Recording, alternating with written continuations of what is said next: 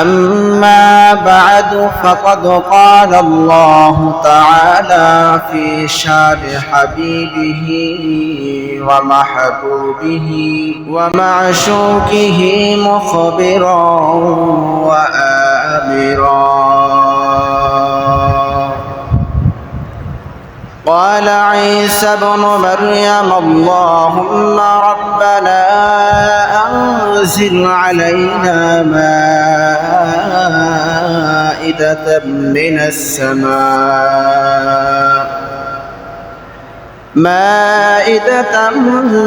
السماء تكون لنا عيدا لأولنا وآخرنا وآية منك. وعن أنس بن مالك رضي الله تعالى عنه قال قدم النبي صلى الله عليه وسلم المدينة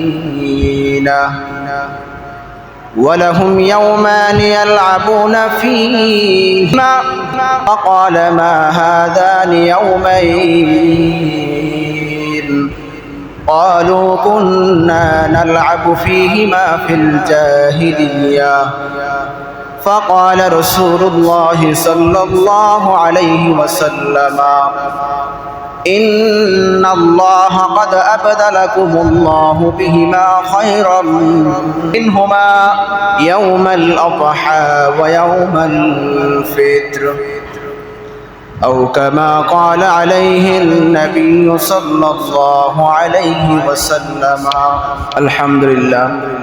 আল্লাহ রাব্বুল ইজ্জাতের দরবারে অসংখ্য শুকর ও সুজুদ যে আল্লাহ রাব্বুল আলামিন আমাদেরকে পবিত্র রবিউল আউয়াল মাসের দ্বিতীয় জুমায় আমাদেরকে উপস্থিত হওয়ার তৌফিক এনায়েত করেছেন।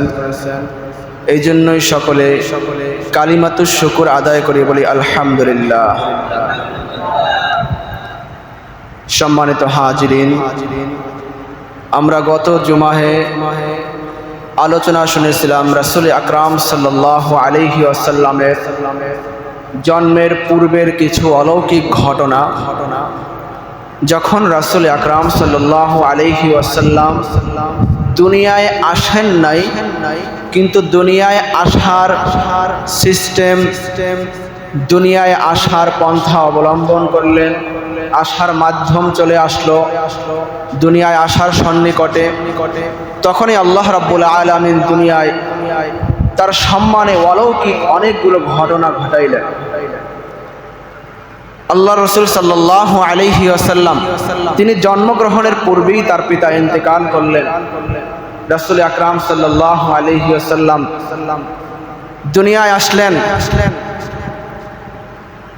এই সময়টা নিয়ে দুনিয়ায় আসার একটা সময়, আসা একটা যে মুহূর্ত, তারিখ, এবং এই সময়কে ঘিরে আমাদের বর্তমান সময়ে কিছু প্রথা, কিছু বিদআত চালু রয়েছে যেগুলোর সাথে ইসলামের আদৌ কোনো সম্পর্ক নাই।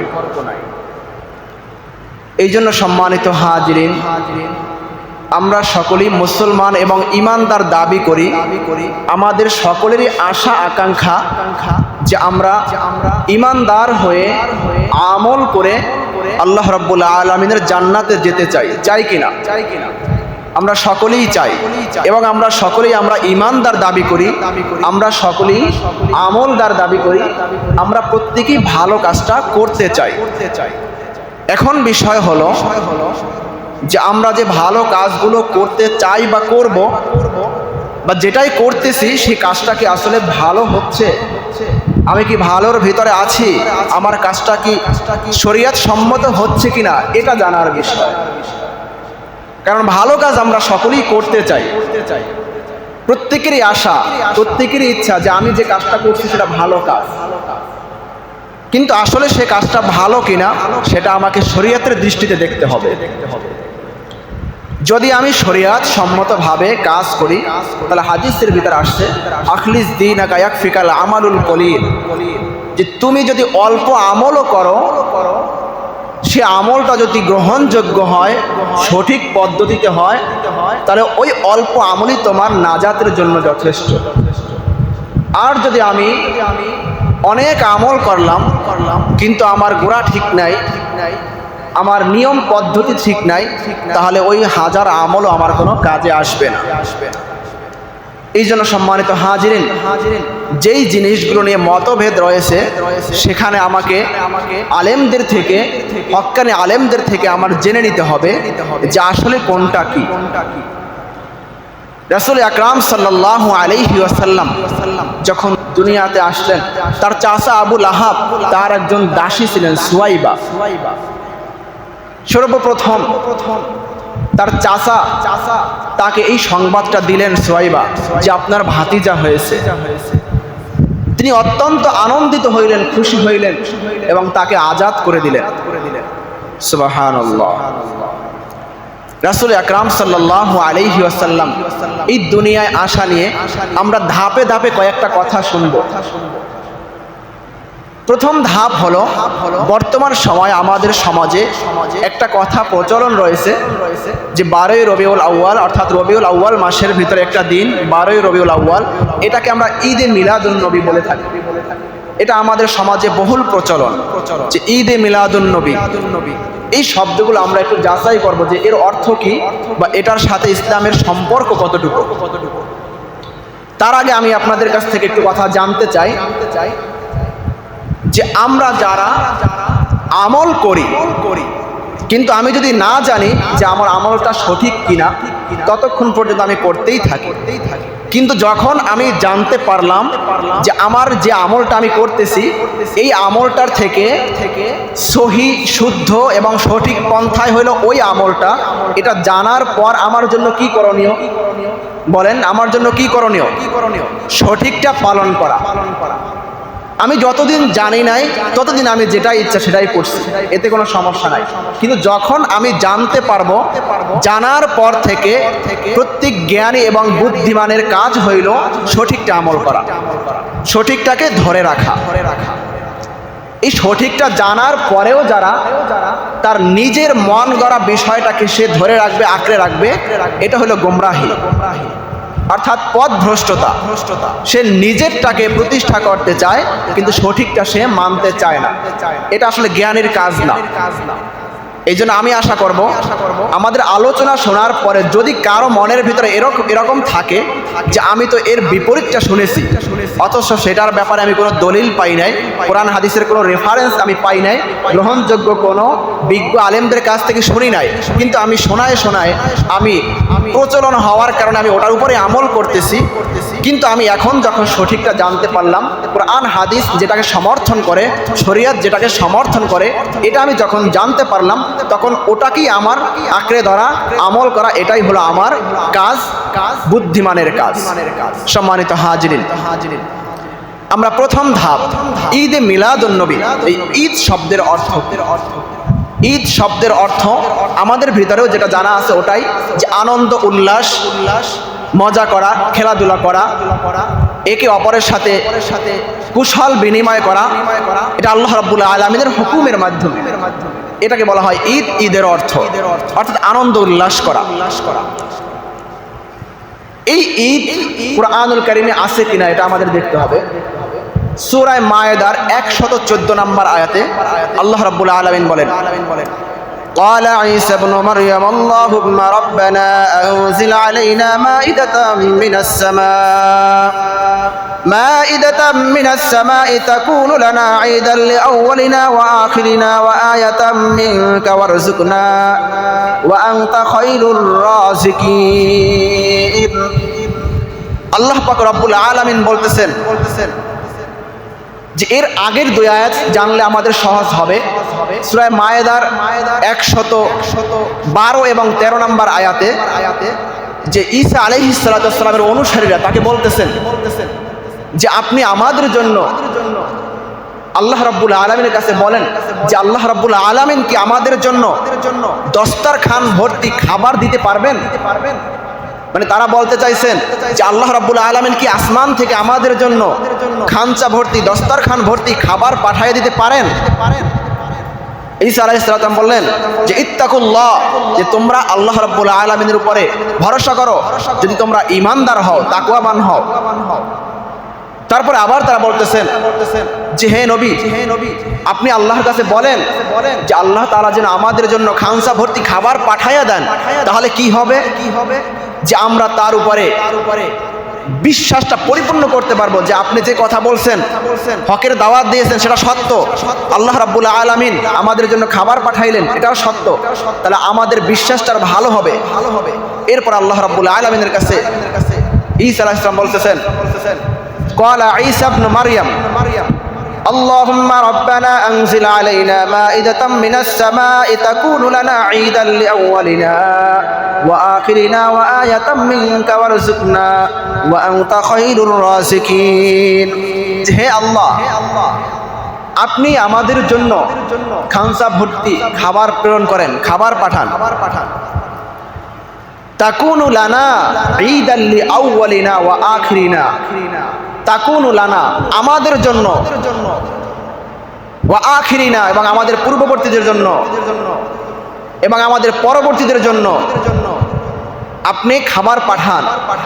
ঈদান, যেন আমাদের জন্য এই দিনটা ঈদ হয়, ওই দিনটা উৎসবের দিন হয়। ওয়া আয়াতাম মিনকা, এবং এটা আপনার পক্ষ থেকে নিদর্শন। ওয়ারযুকনা, আপনি আমাদের রিজিক দান। ওয়া আনতা খায়রুর রাযিকিন, আপনি হলেন উত্তম রিজিক দাতা।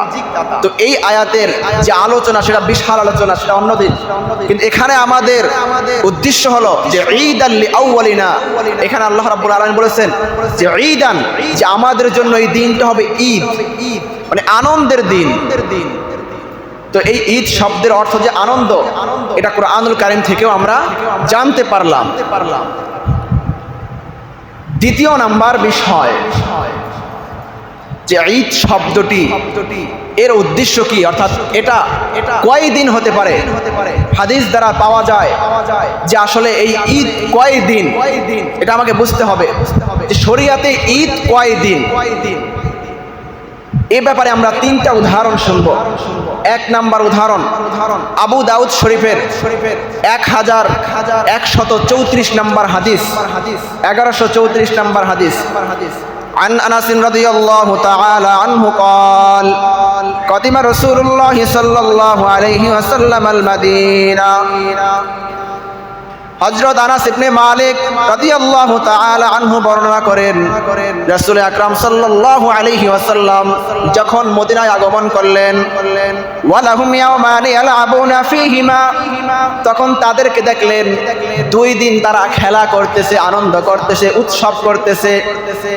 فقال رسول الله صلى الله عليه وسلم ما هذان اليومان।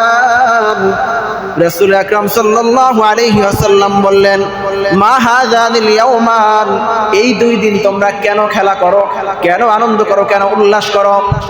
ক্বালু কুননা নালআবু ফীহিমা ফিল জাহিলিয়া। সাথীরা বললেন, ইয়া রাসূলুল্লাহ, ইয়া হাবিবাল্লাহ, এই 2 দিন আমরা আনন্দ করতেছি, উল্লাস করতেছি, আমরা জাহিলি যুগেও এই 2 দিনে আমরা আনন্দ করতাম, উল্লাস করতাম। فقال رسول الله صلى الله عليه وسلم إن الله قد أبدلكم الله بهما خيرا منهما يوم الأضحى ويوم الفطر। রাসূল আকরাম সাল্লাল্লাহু আলাইহি ওয়াসাল্লাম বললেন, আল্লাহ রাব্বুল আলামিন যদি তোমাদেরকে এই 2 দিনের পরিবর্তে এর থেকে আরো উত্তম যদি কোনো 2 দিন দান করে তাহলে কেমন হবে? রাসূল বললেন, তোমাদেরকে এই 2 দিনের পরিবর্তে আল্লাহ রাব্বুল আলামিন আরো 2টা দিন দান করেছেন, এর থেকে উত্তম দিন। কয়টা দিন? সকলে বলেন কয় দিন? 1 নাম্বার হইল ঈদুল আযহা, 2 নাম্বার হলো ঈদুল ফিত্র। রমজানের পরে যেই ঈদটা সেটাকে বলা হয় ঈদুল ফিত্র। এইটা একটা, আরেকটা হলো জিলহজ মাসের 10 তারিখে যেটা আসে ঈদুল আযহা, কুরবানি। এই 2টা দিন হলো এই হাদিস দ্বারা আমরা পাইলাম যে ঈদ কয় দিন? 2 দিন। আবু দাউদ শরীফের 1134 নম্বর হাদিস থেকে আমরা পাইলাম যে এখানে রাসূল বলতেছেন যে তোমাদেরকে আল্লাহ রাব্বুল আলামিন ওই 2 দিনের পরিবর্তে যে 2 দিন তোমরা বিধর্মী থাকা অবস্থায় জাহিলি যুগে তোমরা আনন্দ উল্লাস করতা, ওই 2 দিনের পরিবর্তে তোমাদেরকে আল্লাহ রাব্বুল আলামিন তার থেকে উত্তম 2 দিন দান করেছেন। একটা হলো ঈদুল ফিতর, একটা হলো ঈদুল আযহা, কুরবানি এবং ঈদের দিন। দ্বিতীয় উদাহরণ বুখারী শরীফের ভিতরে 963 নম্বর হাদিস, عن عبد الله بن عمر رضي الله تعالى عنهما قال كان النبي صلى الله عليه وسلم وأبو بكر وعمر يصلون العيدين قبل الخطبة। আব্দুল্লাহ ইবনে ওমর রাদিয়াল্লাহু তাআলা আনহুমা তিনি বলতেছেন আমি রাসূল এবং আবু বকর এবং ওমরের সাথে এই 3 জনের সাথে ঈদের নামাজ 2 ঈদের নামাজ পড়েছি। ঈদাইন ক্বাবলাল খুতবা, 2 ঈদের নামাজ আমি তাদের সাথে পড়েছি খুতবার পূর্বে। এইখানে বলা হয়েছে যে আব্দুল্লাহ ইবনে ওমর অর্থাৎ ওমর রাদিয়াল্লাহু তাআলার ছেলে বলতেছেন যে আমি ওমর রাদিয়াল্লাহু তাআলা আবু বকর এবং রাসূল এই 3 জনের সাথে আমি ঈদের 2 ঈদের নামাজ পড়েছি খুতবার পূর্বে। তাহলে আমরা খুতবার পূর্বে কয় ঈদের নামাজ পড়ি? 2 ঈদের নামাজ। এই হাদিস দ্বারাও বোঝানো হইল যে শরীয়তে ঈদ কয় দিন? 2 দিন। 3 নম্বর উদাহরণ আবু দাউদ শরীফের 1148 নম্বর হাদিস, عن جابر بن سمرة رضي الله تعالى عنه قال صليت مع رسول الله صلى الله عليه وسلم العيدين غير مرة ولا مرتين بغير آذان ولا إقامة। হযরত জাবির ইবনে সামুরা রাদিয়াল্লাহু তাআলা আনহু বলতেছেন যে আমি রাসূল আকরাম সাল্লাল্লাহু আলাইহি ওয়াসাল্লামের সাথে 2 ঈদের নামাজ পড়েছি। গায়রা মাররাতিন ওয়ালা মাররাতাইন, অর্থাৎ একবার আর 2 বার নয়, একাধিকবার, অনেকবার পড়েছি। 2 ঈদের নামাজ পড়েছি একাধিকবার, যে আজান এবং ইকামত ব্যতীত যে ঈদের নামাজ। আমাদের ঈদের নামাজ কি আজান এবং ইকামত হয়? ইকামত হয় না। তাহলে বোঝা গেল যে কুরবানির ঈদ এবং রমজানের ঈদ, এই 2 ঈদের কথাই এখানে বলা হয়েছে, যেই 2 ঈদের নামাজের ভিতরে আজান এবং ইকামত দেওয়া হয় না। তো এই হাদিসেও জাবের ইবনে সামুরা রাদিয়াল্লাহু তাআলা আনহু বললেন যে ঈদ কয় দিন? 2 দিন। আবু দাউদ শরীফের 1134, বুখারী শরীফের 963, আবু দাউদ শরীফের 1148, এই 3 হাদিস থেকে আমরা জানতে পারলাম শরীয়তে ঈদ কয় দিন? 2 দিন। সবাই বলেন শরীয়তে ঈদ কয় দিন? শরীয়তে ঈদ 2 দিন। আমরা দ্বিতীয় বিষয়ে জানলাম। তৃতীয় বিষয় মিলাদুন নবী। এই মিলাদ শব্দের অর্থ কি? নবী শব্দের অর্থ কি? দুইটা একসাথে আসলে অর্থ কি? তো মিলাদ শব্দের অর্থ হইল জন্ম। সকলে বলেন মিলাদ শব্দের অর্থ কি? জন্ম, ভূমিষ্ঠ হওয়া, জন্ম। এটাকে আরবিতে বলা হয় মিলাদ। তাহলে মিলাদ শব্দের অর্থ জানলাম জন্ম। নবী শব্দের অর্থ কি? নবী। বলেন নবী শব্দের অর্থ কি? নবী।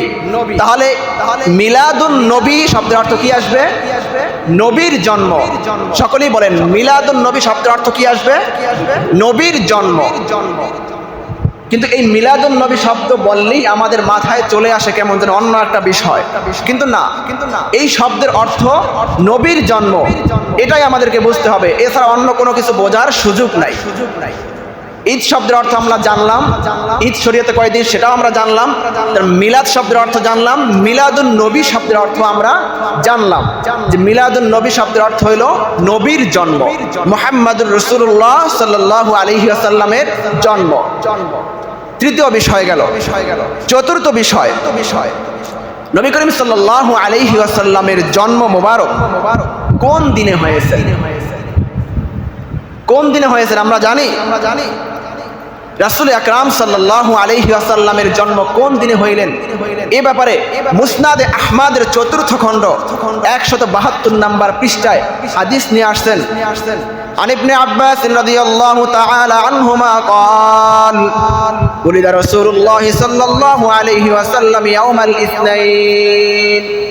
আব্দুল্লাহ ইবনে আব্বাস রাদিয়াল্লাহু তাআলা আনহু বলতেছেন যে রাসূল আকরাম সাল্লাল্লাহু আলাইহি ওয়াসাল্লাম সোমবার দিন জন্মগ্রহণ করেছেন। কি বারে?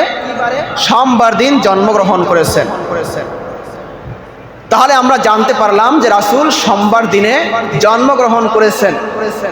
এই পর্যন্ত আমরা যতগুলো কথা শুনলাম, আমাদের ভিতরে কোনো কিলোকাল রয়েছে আমরা স্পষ্ট জানতে পারলাম। আমরা এটাও জানি যে রাসূল সোমবারে জন্মগ্রহণ করেছেন এবং ঈদ শব্দের অর্থ কি সেটাও আমরা জানলাম। শরিয়াতে 2 দিন ঈদ সেটাও আমরা জানতে পারলাম। মিলাদ শব্দের অর্থ কি, মিলাদুন নবী অর্থ কি সেটাও আমরা জানতে পারলাম। 4টা বিষয় আমরা জানলাম। 5ম নাম্বার বিষয় যে রাসূল আকরাম সাল্লাল্লাহু আলাইহি ওয়াসাল্লাম কত তারিখে জন্মগ্রহণ করেছেন, এটা নিয়ে বিশাল ইখতিলাফ রয়েছে।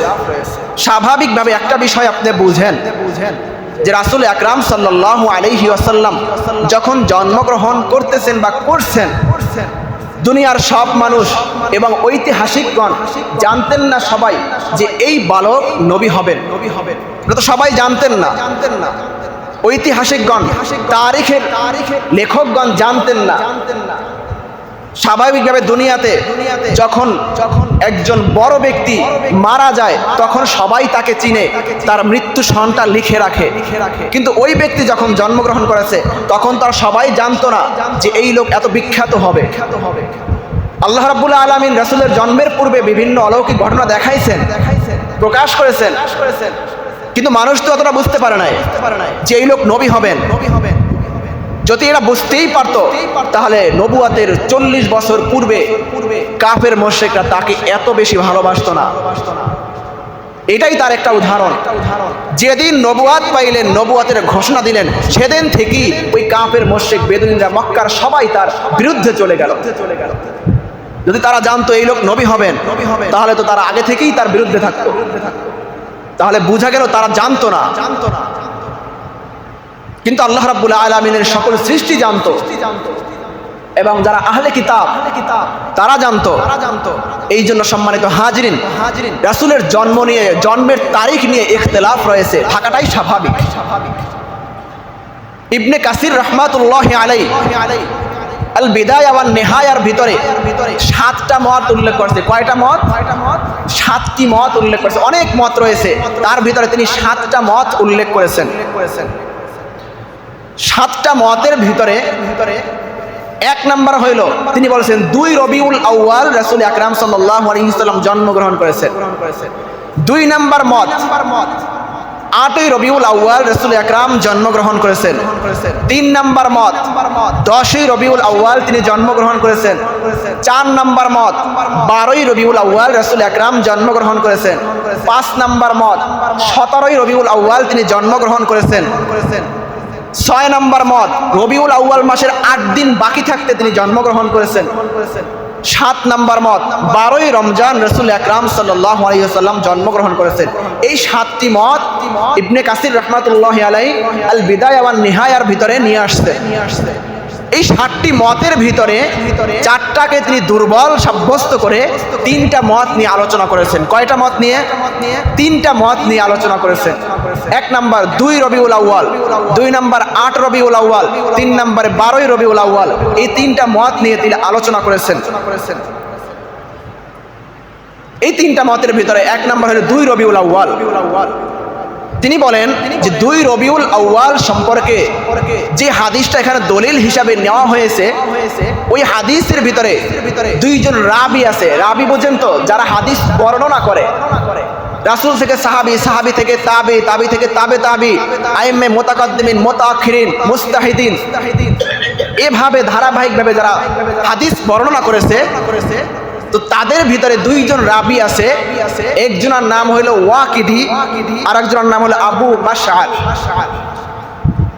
তো ইবনে হাজার আসকালানী রাহমাতুল্লাহি আলাইহি এই ওয়াকিদি সম্পর্কে বলেন যে তার প্রচুর জ্ঞান ছিল, কিন্তু তিনি মাঝে মধ্যে কথা উল্টাপাল্টা বলতেন। এই জন্য হাদিস যাদের থেকে গ্রহণ করা হয় তখন হাদিস গ্রহণ করার ক্ষেত্রে প্রত্যেকটা রাবীর রিজাল সম্পর্কে জানা হয়, তার জন্ম বৃত্তান্ত সম্পর্কে জানা হয়, যে তার পুরো হিস্টোরি, তার কিভাবে চলাফেরা, কিভাবে আচরণ, সময়টা কিভাবে কাটছে। এই জন্য দেখা গেছে যে তিনি মাঝে মধ্যে উল্টাপাল্টা কথা বলতেন। এই জন্য হাদিস গ্রহণ করার ক্ষেত্রে তিনি মাতরুক রাবী, তার হাদিস গ্রহণ করা হয় না, গ্রহণ করা যায় না। দ্বিতীয় আরেকজন রাবী আবু মাশআর, তিনি ছিলেন দুর্বল, অর্থাৎ অনেক সময় অনেক কিছু মনে থাকতো না। এই দুইজন রাবী সম্পর্কে ইবনে হাজার আসকালানী রাহমাতুল্লাহি আলাইহি এই কালাম লিখেছে। এই জন্য এই হাদিসটাকে দলিল হিসাবে সাব্যস্ত করা যায় না। যেহেতু সাব্যস্ত করা গেল না, এই মতটাও দুর্বল হয়ে গেল। 2 নম্বর মত, 8ই রবিউল আউয়াল, ইমামুল মাগাজি ইমাম আবু ইসহাক রাহমাতুল্লাহি আলাইহি তিনি বলেন যে যেই বছর বাদশাহ আব্রাহা তিনি বাইতুল্লাহকে ধ্বংস করার জন্য হস্তি বাহিনী নিয়ে আক্রমণ করেছিলেন, ওই বছরের ওই ঘটনার 50 দিন পরে রাসূল আকরাম সাল্লাল্লাহু আলাইহি ওয়াসাল্লাম জন্মগ্রহণ করেন।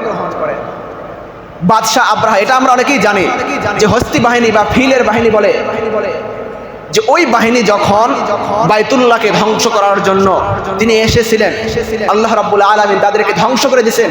এই ঘটনা আমরা পরবর্তী একদিন শুনবো ইনশাআল্লাহ। তো ওই বছরে ওই ঘটনার 50 দিন পরে রাসূল জন্মগ্রহণ করেন।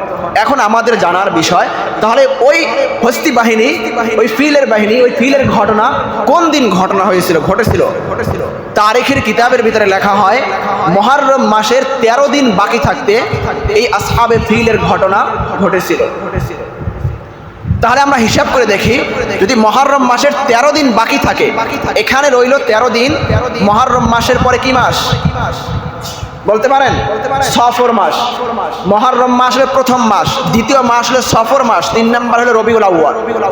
তো মুহররম মাসের 13 দিন, সফর মাসে যদি আমরা 29 দিনে ধরি, তাহলে 29 আর 13 হয় 42। 50 দিন হইতে বাকি থাকে কয় দিন? 8 দিন। তাহলে রবিউল আউয়াল মাসের 8 দিন, এই হলো 50 দিন। তাহলে এই ঘটনা থেকে বা এই তারিখ থেকে, এই ঘটনা থেকে জানা যায় যে রাসূল আকরাম সাল্লাল্লাহু আলাইহি ওয়াসাল্লামের জন্ম ছিল রবিউল আউয়াল মাসের 8 তারিখে। এই মতটা প্রসিদ্ধ আলেম, বিদগ্ধ, বিজ্ঞ সকল আলেমদের নিকট এই মতটাই সবচেয়ে বিশুদ্ধ। এই মতটি সবচেয়ে বিশুদ্ধ। আর 12ই রবিউল আউয়ালটা, এই তারিখটা সবচেয়ে প্রসিদ্ধ। আচ্ছা, প্রসিদ্ধ আর বিশুদ্ধ এই দুটোর পার্থক্য বলতে পারেন আপনারা? প্রসিদ্ধ হইল সকলের মাঝে পরিচিত, সবাই জানে। আর বিশুদ্ধ হইল গ্রহণযোগ্যতার দিক থেকে উচ্চাঙ্গে।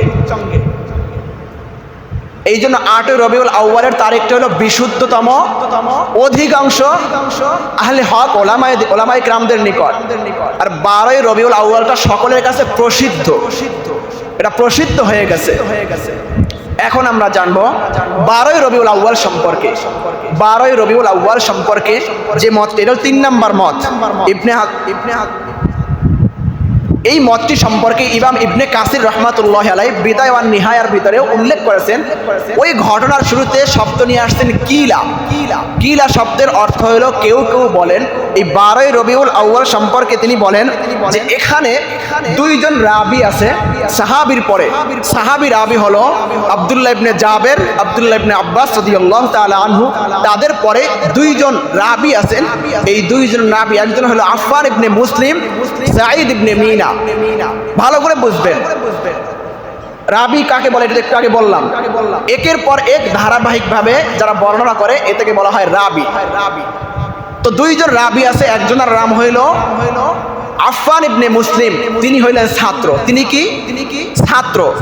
তার জন্ম 134 হিজরি। মনে রাখবেন, ছাত্র, তার জন্ম 134 হিজরি। যিনি উস্তাদ, যার কাছ থেকে তিনি হাদিস নিয়েছেন, তিনি হইলেন সাঈদ ইবনে মিনা। তার মৃত্যু হইল 110 হিজরি। আমরা যতটুকু জানি যে ছাত্র ওস্তাদ একই সময়ে উপস্থিত থাকা জরুরি, ঠিক কিনা? আপনি একজনকে ওস্তাদ দাবি করবেন, অথচ সে উপস্থিত না, সে মৃত্যুবরণ করছে, তারপর আপনি জন্মগ্রহণ করছেন, তাহলে তো আপনার ওস্তাদ হতে পারে না। ওস্তাদ হইতে হলে, ছাত্র ওস্তাদ হইতে হলে উভয় সমসাময়িক এবং একই সময় থাকতে হবে। তো আমরা এখান থেকে তারিখের কিতাব থেকে, রিজাল শাস্ত্র থেকে জানতে পারলাম সাঈদ ইবনে মিনা হইলেন উস্তাদ, মুসলিম আফফান ইবনে মুসলিম হইলেন ছাত্র।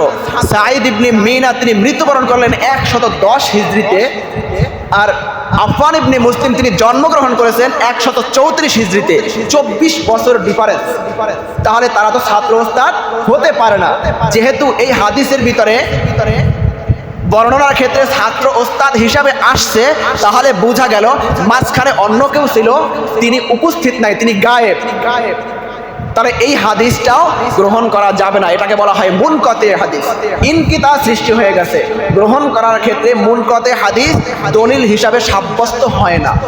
তাহলে এই মতটাও আমাদের কাছে দুর্বল হয়ে গেল। কিন্তু এই মতটা আমাদের কাছে প্রসিদ্ধ। মনে রাখতে হবে, প্রসিদ্ধ আর বিশুদ্ধ এক না। এটা প্রসিদ্ধ হয়ে গেছে কিন্তু এটা বিশুদ্ধ না। তাহলে এই সর্বোপরি কথা থেকে আমরা বুঝতে পারলাম যে রাসূলের জন্ম তারিখ নিয়ে, তারিখটা নিয়ে আমাদের কাছে বিশাল ইখতিলাফ রয়েছে। এই সবগুলোর ভিতরে নির্ভরযোগ্য যেটাকে আমরা জানতে পারলাম সেটা হলো 8ই রবিউল আউয়াল। এটা হলো বিশুদ্ধ উলামায়ে কেরামদের কাছে, আপনি মানেন কিংবা না মানেন। এরপরে আমরা জানবো 6 নম্বর আলোচনা, রাসূল আকরাম সাল্লাল্লাহু আলাইহি ওয়াসাল্লামের এই জন্মদিন উপলক্ষ করিয়া যে একটা উৎসব করা হয়, এই উৎসবের প্রচলনটা কোন দিন থেকে শুরু হইল, কখন থেকে শুরু হয়েছে? এটা কি রাসূল আকরাম সাল্লাল্লাহু আলাইহি ওয়াসাল্লাম জন্মের তখন থেকেই শুরু হইল, নাকি সাহাবায়ে কেরাম থেকে শুরু হয়েছে, নাকি তাবেঈন থেকে শুরু হয়েছে, নাকি তাবেঈন থেকে শুরু হয়েছে, নাকি আইম্মায়ে মুতাকাদ্দিমিন, মুতাআখিরিন, মুজতাহিদিন এদের থেকে শুরু হয়েছে? কখন থেকে শুরু হইল এটা আমাদের জানার বিষয়। সম্মানিত হাজিরিন, 604 হিজরি। কত হিজরি? সকলে বলেন কত হিজরি? 604 হিজরি। তখন সাহাবায়ে কেরাম নাই, তাবেঈন নাই, তাবেঈন নাই, মুতাকাদ্দিমিন নাই, মুতাআখিরিন নাই, মুজতাহিদিন নাই, এর অনেক পরে 604 হিজরিতে এসে 604 হিজরি ইরাকের বসুল শহরের একজন বাদশাহ, তার নাম হলো আবু সাঈদ মুজাফফর কাউকারি। কি নাম?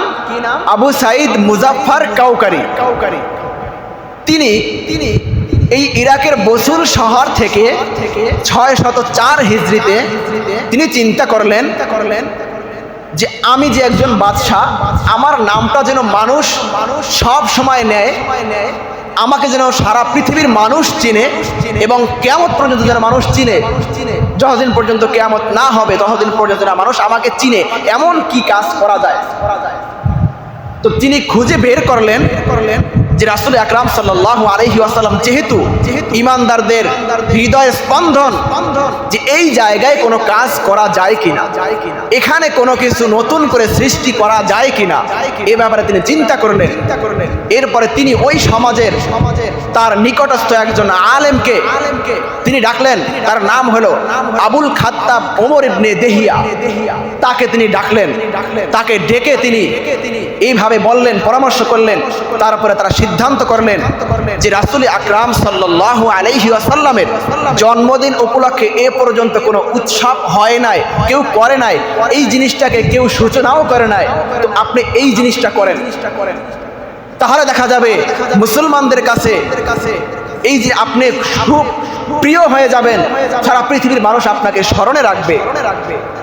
এই জন্য দেখবেন সরকারের কিছু আলেম থাকে যারা সরকারের পক্ষ হয়ে কথা বলে, তারা প্রকৃতপক্ষে ইসলামের কথা বলে না, মুসলমানদের কল্যাণে কথা বলে না, দেশের স্বার্থে কথা বলে না, তারা সরকারের হয়ে কথা বলে। তিনিও ছিলেন এমন একজন মানুষ। তার সম্পর্কে ইবনে হাজার আসকালানী রাহমাতুল্লাহি আলাইহি লিসানুল মিজান কিতাবের ভিতরে এই আবুল খাত্তাব ওমর ইবনে দিহিয়ার সম্পর্কে কয়েকটি কথা বলেন। তিনি কেমন লোক ছিলেন? তিনি ছিলেন কাসীরুল ওয়াকিআতি ফিল আইম্মাতি ওয়াস সালাফি মিনাল উলামা, যে তিনি ওলামায়ে কেরাম এবং ইমামদের সম্পর্কে জঘন্য জঘন্য মন্তব্য করতেন। এমন লোক ছিলেন তিনি। শাদীদুল কিবর, তার অন্তরে অনেক অহংকার ছিল। খবিসুল লিসান, তার মুখের ভাষা ভালো ছিল না। এই জন্য দেখবেন যারা প্রকৃতপক্ষে ইসলামের দাওয়াত দেয় না, যারা বিদআতকে প্রমোট করে, তাদের কথা থেকে কেমন যেন অহংকার বের হয়। তাদের অন্তরের ভিতরে থাকে হিংসা, রিয়া, এগুলো থেকে তাদের অন্তরের ভিতরে। তো এটা আমার কথা নয়, ইবনে হাজার আসকালানী রাহমাতুল্লাহি আলাইহি লিসানুল মিজান কিতাবের ভিতরে তার সম্পর্কে এই মন্তব্য করলেন যে তিনি ছিলেন এমন ব্যক্তি। তো ওই ব্যক্তির মাধ্যমে এই 604 হিজরিতে এই রবিউল আউয়াল মাসের 12 তারিখে একটি উৎসবের আলোচনা করলেন, উৎসবের আয়োজন করলেন, যেই উৎসবের ভিতরে বিভিন্ন রকমের বেদাত চালু হয়ে গেল। এটা জানলাম আমরা 6 নাম্বার বিষয়। 7 নাম্বার বিষয় আমরা জানবো যে আসলে রাসূল আকরাম সাল্লাল্লাহু আলাইহি ওয়াসাল্লামের এই জন্মদিন উপলক্ষে আমাদের জন্য কি করণীয়, কি বর্জনীয়, আসলেই কিছু আছে কিনা, হাদিস থেকে পাওয়া যায় কিনা, রাসূল আকরাম সাল্লাল্লাহু আলাইহি ওয়াসাল্লাম এই দিনে কি আমল করতেন, এটাই আমাদের মূল বিষয়। এতক্ষণ আমরা জানলাম বিভিন্ন ইতিহাস, কিন্তু আমরা যেই জিনিসটাকে উপলক্ষ করে আমল করার জন্য আমরা বিভিন্ন রকমের অনুষ্ঠান করি, আসলে আমাদের জন্য কি আমল করা দরকার, কি আমল হাদিস এবং কোরআনে আমরা পাই, সেটাই আমাদের জন্য করা দরকার। কথা ঠিক কিনা? এই জন্য আমরা সকলেই বলি রাসূল আকরাম সাল্লাল্লাহু আলাইহি ওয়াসাল্লাম, বলেন সকলেই, যেই আমল করেছেন তার জন্মদিন উপলক্ষে সেই আমলই আমরা করব, এর বাহিরে আমরা কোনো আমল করিব না। এখন আমরা জানি রাসূল আকরাম সাল্লাল্লাহু আলাইহি ওয়াসাল্লাম এই জন্মদিন উপলক্ষে কি আমল করছেন। মুসলিম শরীফ 1162 নম্বর হাদিস, আন আবি কতাদা আল আনসারী রাদিয়াল্লাহু তাআলা আনহু থেকে বর্ণিত, তিনি বলেন আন্না রাসূলুল্লাহ সাল্লাল্লাহু আলাইহি ওয়াসাল্লাম সুইলা আন সাওমিহি, রাসূল আকরাম সাল্লাল্লাহু আলাইহি ওয়াসাল্লামকে নফল রোজা সম্পর্কে জিজ্ঞাসা করা হইল। ফাগাদিবা, রাসূল রাগান্বিত হইলেন। কেন রাগান্বিত হইলেন? মুহাদ্দিসিন কিরাম লেখেন যে সাহাবায়ে কিরাম সবসময় নফল আমল সম্পর্কে বারবার জিজ্ঞাসা করতেন। তো রাসূল এই জন্য রাগান্বিত হইলেন যে তোমরা কি আসলে নফল রোজা রাখতে পারবা? তোমরা যে জানতে চাইতেছো তোমরা কি এর উপর আমল করতে পারবা, তোমাদের জন্য সম্ভব? এই জন্য রাগান্বিত হইলেন। সাথে সাথে ওমর রাদিয়াল্লাহু তাআলা আনহু রাসূলের রাগ দেখে তিনি একটি কবিতা বললেন, রাদিনা বিল্লাহি রাব্বান ওয়া বিল ইসলামি দীনা ওয়া বি মুহাম্মাদিন রাসূলা ওয়া বি বাইআতানা বাইআতা। তিনি বললেন যে আমরা আল্লাহ রাব্বুল আলামিনকে রব হিসাবে সন্তুষ্ট, রাদিনা বিল্লাহি রাব্বা ওয়া বিল ইসলামি দীনা, এবং ইসলাম ধর্মকে দিন হিসাবে পেয়েও আমরা সন্তুষ্ট, ওয়াবি মুহাম্মাদিন রাসূলা, এবং রাসূল আকরাম সাল্লাল্লাহু আলাইহি ওয়াসাল্লামকে রাসূল হিসাবে পেয়ে আমরা সন্তুষ্ট, ওয়াবি বাইআতানা বাইআতা, এবং আমরা যে আপনার উপরে বায়াত গ্রহণ করেছি এটার উপরেও আমরা সন্তুষ্ট। এতে রাসূল একটু রাগ কমে গেল। এরপর রাসূল আকরাম সাল্লাল্লাহু আলাইহি ওয়াসাল্লামকে ফাসউইলা আন সাওমিহি মিনাদ দাহর, সারা বছরের রোজা সম্পর্কে জিজ্ঞাসা করা হলো। ইয়া রাসূলুল্লাহ, যদি আমরা সারা বছর রোজা রাখি, বছরে 5 দিন রোজা রাখা নিষেধ আমরা জানি, এই 5 দিন ব্যতীত যদি আমরা সারা বছর রোজা রাখি তাহলে কেমন হয়?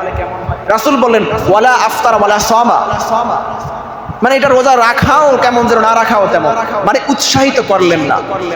রোজা রাখাও না রাখাও, ওয়ালা সামা ওয়ালা আফতারা, এটা কেমন যে রোজা না রাখা না রাখা, মানে তার মানে রাসূল বোঝাইলেন যে সারা বছর রোজা রাখার উপরে রাসূল উৎসাহিত করলেন না। দ্বিতীয় আবার প্রশ্ন করলেন, ফাসউইলা আন সাওমিহি ইয়াউমাইনি ওয়া ইফতারি ইয়াউমিন, যে রাসূলুল্লাহ যদি আমরা 2 দিন রোজা রাখি 1 দিন রোজা ভাঙি, রাসূল সাল্লাল্লাহু আলাইহি ওয়াসাল্লাম বলেন ওয়া মান ইউতিকু যাকা, এটাও কি সম্ভব হবে তোমাদের জন্য?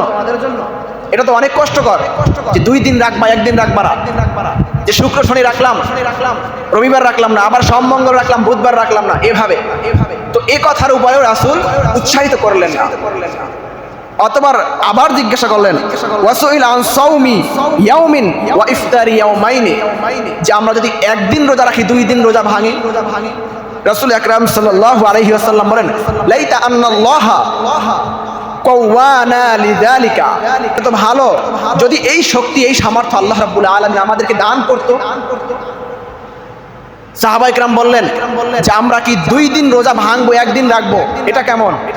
রাসূল বললেন যে আল্লাহ তাআলা যদি আমাদেরকে এই শক্তি এই সামর্থ্য দান করত তাহলে কতই না ভালো হতো। তাহলে বোঝা গেল যে এটার উপরে রাসূল উৎসাহিত করতেছেন যে তোমরা পারলে 2 দিন ভেঙে 1 দিন রাখো।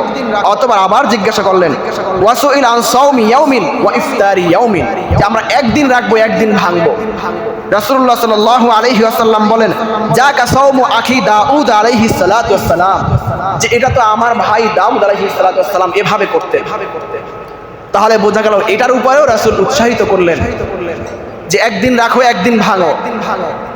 এরপরে সাহাবায়ে কেরাম আবার জিজ্ঞাসা করলেন ওয়াসুইল আন সাওমি ইয়াউমিল ইসনাইন, যে সোমবারের রোজা সম্পর্কে, ইয়া রাসূলুল্লাহ আপনি আমাদেরকে সোমবারের রোজা সম্পর্কে বলেন। রাসূল আকরাম সাল্লাল্লাহু আলাইহি ওয়াসাল্লাম বলেন যাকা ইয়াউমিন উরিদতু ফীহি ওয়া ইয়াউমি বুইসতু ওয়া উনজিলা আলাইহি। রাসূল আকরাম সাল্লাল্লাহু আলাইহি ওয়াসাল্লাম বলেন সোমবারে তো আমি জন্মগ্রহণ করেছি এবং এই সোমবারে আমাকে নবুয়ত দান করা হয়েছে, এই সোমবারে আমার উপর কোরআন নাযিল করা হয়েছে। বলেন সুবহানাল্লাহ। তো রাসূল সোমবারের রোজা সম্পর্কে উৎসাহিত করলেন এবং বলেন আমি এই সোমবারে রোজা রাখি, প্রতি সোমবারে আমি রোজা রাখি। কারণ তিনি বললেন যে এই জন্য আমি রোজা রাখি যে আমাকে আল্লাহ রাব্বুল আলামিন এই দুনিয়াতে সোমবারে পাঠাইছেন, এই সোমবার আমার উপরে কোরআন নাযিল করেছেন, সোমবার আমাকে নবুয়ত দান করেছেন। তাহলে এই হাদিস থেকে আমরা পাইলাম রাসূল আকরাম সাল্লাল্লাহু আলাইহি ওয়াসাল্লাম তার জন্মদিন উপলক্ষে কি সাপ্তাহিক আমল করতেন না বাৎসরিক আমল করতেন? সাপ্তাহিক আমল করতেন। কিন্তু আমরা কি সাপ্তাহিক আমল করি? আমরা বছরে 1 দিন করতে চাই, তাও কিন্তু রোজা না। যদি আমরা আমল করি এই জন্মদিবস উপলক্ষে তাহলে আমাদের জন্য আমল কি? সাপ্তাহিক সোমবার রোজা রাখতে হবে। হাদিস থেকে আমরা এটা পাইলাম। এছাড়া আমরা যা কিছু করি এগুলো কোরআন এবং হাদিসের সাথে কোনো সম্পর্ক নাই। কোরআন এবং হাদিস যদি আমরা ফলো করি, কোরআন এবং হাদিস যদি আমরা অনুসরণ করি তাহলে অবশ্যই আমাকে এই সোমবার দিন রোজা রাখতে হবে। আলোচনা শেষ করে দিচ্ছি। 8 নম্বর কথা, সর্বশেষ কথা, যে এই দিনে আমরা কোনো বিদআত প্রচলন করতে পারবো না, করবো না। রাসূল বলেন যে কুল্লু বিদআতিন দালালা ওয়া কুল্লু দালালাতিন ফিন্নার, যে বিদআত করলো সে গোমরাহ আর যে গোমরাহী সে জাহান্নামী। এই জন্য সম্মানিত হাজিরিন, যদি আমরা আমল করতে চাই, আমরা এই দিনে রোজা রাখতে পারি। এই দিনে এমন কোনো আমল নাই যে সম্মিলিতভাবে মাহফিলের মতো কইরা, মাহফিল আপনি সারাদিন করেন। এই জন্য আমি প্রথম জুমায় আলোচনা বলেছিলাম যে রাসূল আকরাম সাল্লাল্লাহু আলাইহি ওয়াসাল্লামের সারা জীবনের আলোচনা, জিন্দেগিটাকে বলা হয় সিরাতুন নবী, আর শুধু একটা মুহূর্তকে বলা হয় মিলাদুন নবী। একটা মুহূর্ত যখন শুধু তিনি জন্মগ্রহণ করছেন, শুধু ওই মুহূর্তটাকে বলা হয় মিলাদুন নবী। আমরা কি শুধু এক মুহূর্তের আলোচনা করব না সারা জীবনের আলোচনা আমরা করব? সারা জীবনের আলোচনাটা কি আমাদের ভিতরে নিয়ে আসতে হবে, তাহলেই আমি হব আদর্শবান রাসূলের প্রেমিক। প্রকৃতপক্ষে রাসূলের প্রেমিক তিনিই হবেন যিনি রাসূল যেইভাবে আমল করেছেন, যেইভাবে বলেছেন, কোরআন এবং হাদিস থেকে আমরা যেইভাবে পাই ওই বিষয়গুলোকে আমরা যখন ফলো করব তখনই আমি হব প্রকৃত আশিকে রাসূল। এর বাইরে আর আশিকে রাসূল হওয়ার সুযোগ নাই। আল্লাহ রাব্বুল আলামিন আমাদেরকে ইহার উপরে আমল করার তৌফিক দান করে সকলে।